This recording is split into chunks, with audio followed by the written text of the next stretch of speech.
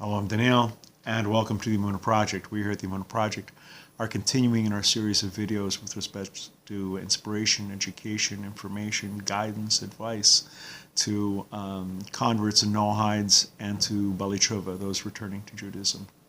And a very perceptive young lady. Again, this will be, I promise, this will be the last one involving the Korach rebellion. A passage in the book of Numbers that fascinates us. The very perceptive lady, young lady, this girl came up to me and she says, seriously, splitting the earth open, having Korach and his guys fall in, closing it, it's a little over the top, a little dramatic. Why? He could have done anything. It could have been a bolt of lightning, could have just incinerated them. He just could have, had them change their minds. It could have dropped dead. Why the earthquake? Why the splitting of the earth? Why the, it's just, why?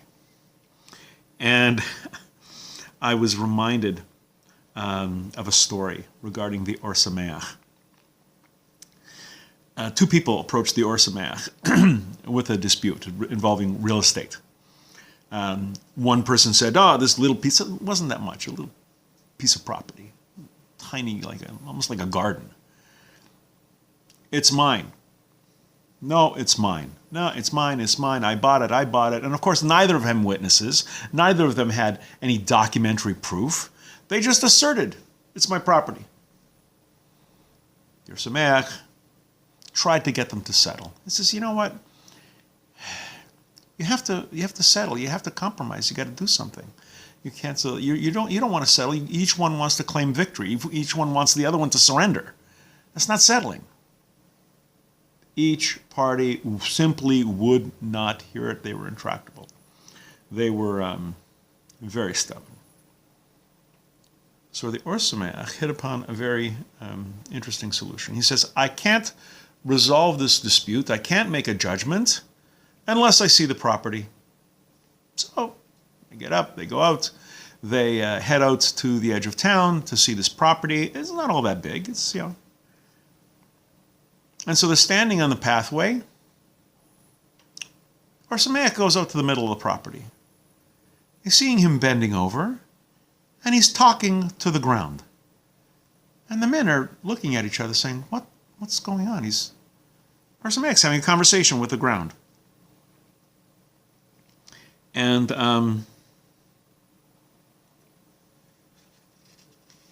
after a little while, after his little talk, the Ohr Sameach comes back. He says, I told the ground that one of you claimed ownership. And I'm supposed to be to make a judgment, so what should I do? What do you say? The Ohr Sameach said, the ground spoke to me and said, I don't belong to either of them. I belong to myself. And if anything, they belong to me, because ultimately, this is where they're going to end up, in the ground. You don't have to be a Sherlock Holmes to figure out that the Ohr Sameach was alluding to their mortality, to their death. And by doing it this way, the men actually realized, you know what? Neither of us is going to live forever. We're almost coming to blows over what? A piece of dirt.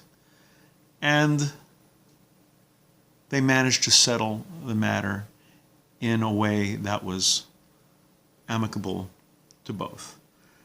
The lesson they learned: is it truly worth fighting over something so transitory as the ownership of a piece of property? And I suggested to the very perceptive young lady that perhaps this is why Korach and his crew ended up being swallowed alive in the earth. Had he, Korach, had he reflected on his own mortality, if he looked at life, the grand sweep of life, he would have realized that his shtus, his rebellion, was exactly that, narishkeit. It was foolishness. What, so he could be what, king for a day? Seriously?